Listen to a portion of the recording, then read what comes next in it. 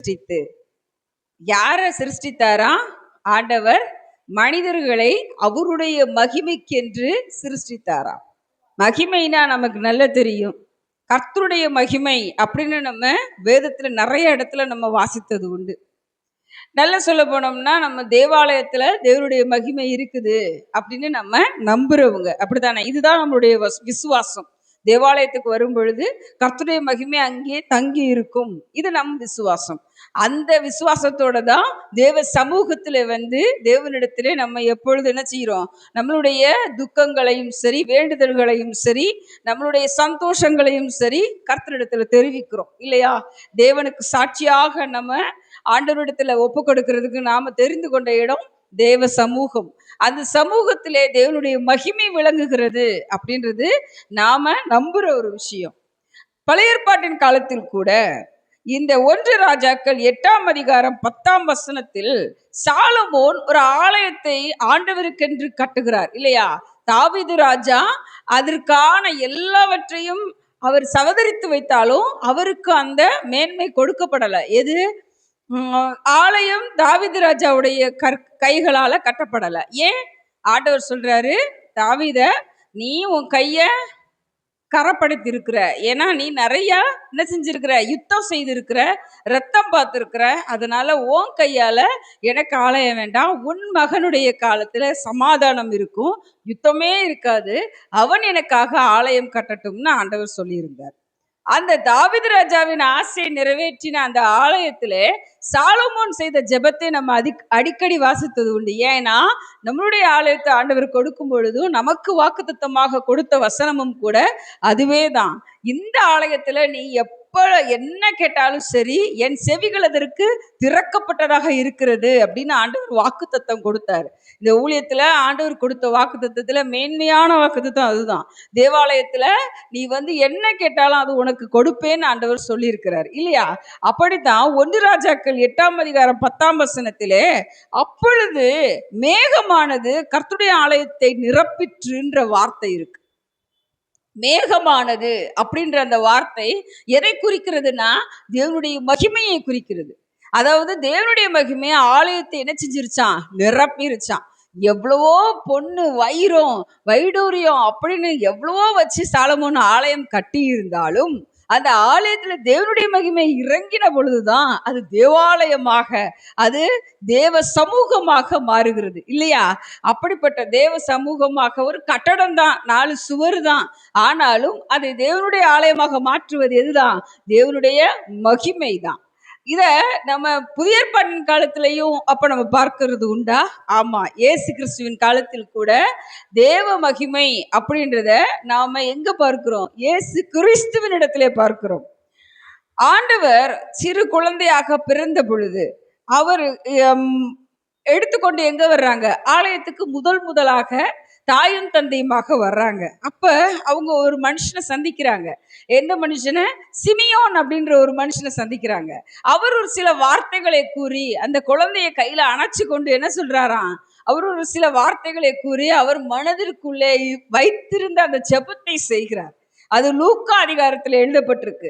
மேன்மையான வார்த்தைகள். அதுல ஒரு சில வார்த்தைகள், புறஜாதிகளுக்கு பிரகாசிக்கிற ஒளியாகவும் என் ஜனமாகிய இஸ்ரவேலுக்கு மகிமையாகவும் அப்படின்னு சொல்லி இயேசு கிறிஸ்துவை குறித்து அந்த சிமியோன் சாட்சி கொடுக்கிறார்.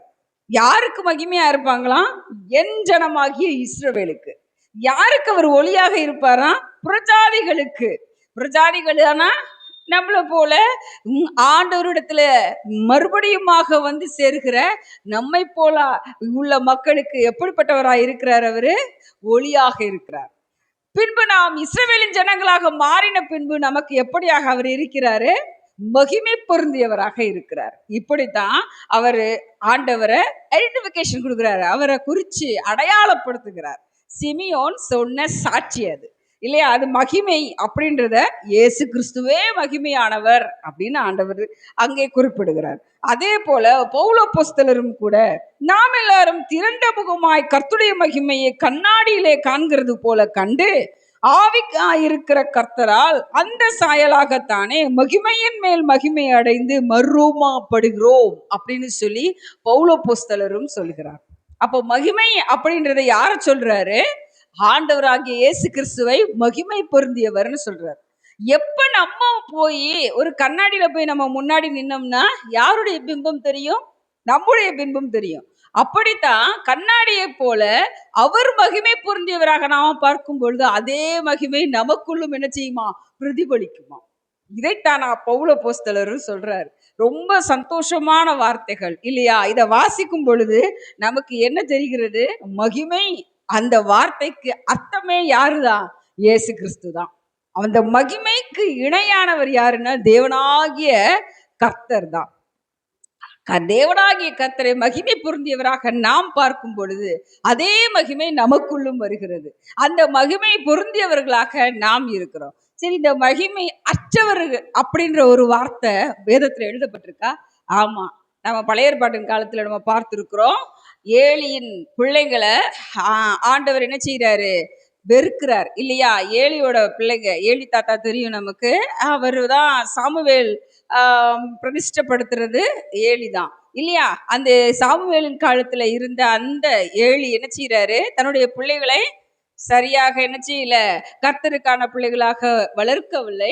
அதனால என்ன செஞ்சிட்டாங்க? அவங்க 2 பேரும் கர்த்தருடைய சமூகத்துக்கு ஏற்றவர்களாக இல்ல. ஆனாலும் அவங்க என்ன செய்றாங்க? தேவனுடைய பெட்டி சுமந்து கொண்டு போருக்கு செல்லும் பொழுது அங்க என்ன நடக்குது? இவங்க 2 பேரையும் ஓப்பனி பினகாஸ் 2 பேரும் என்ன செஞ்சிட்டாங்க? அங்க கொன்னு போட்டாங்க. அவங்க 2 பேரும் கொன்னு போட்டுட்டாங்க அப்படின்ற செய்தி கேட்ட உடனே ஏலி என்ன செஞ்சிட்டாரு? இங்க இறந்து போனாரு. அதே நேரத்துல ஏலியுடைய மருமகளுக்கு குழந்தை பிறக்குது. அந்த குழந்தைக்கு என்ன பேர் வைக்கிறாங்க? இக்கபோத் அப்படின்ற ஒரு பேர் வைக்கிறாங்க.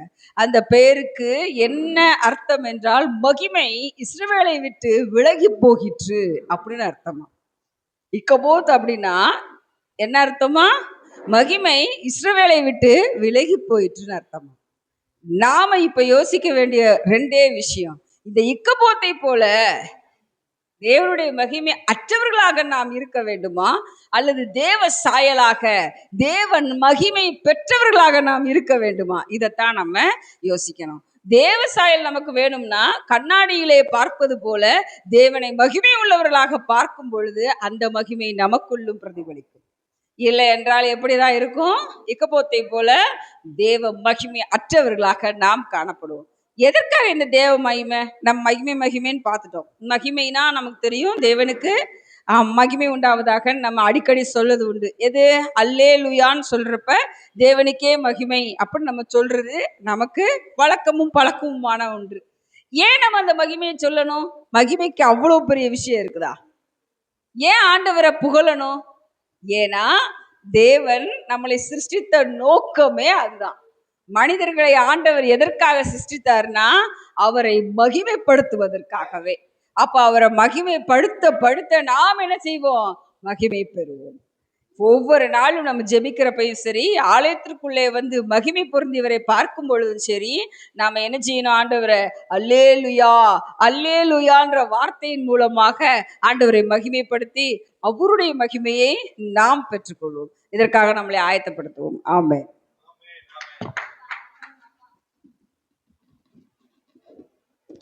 தேவனுடைய மகிமையை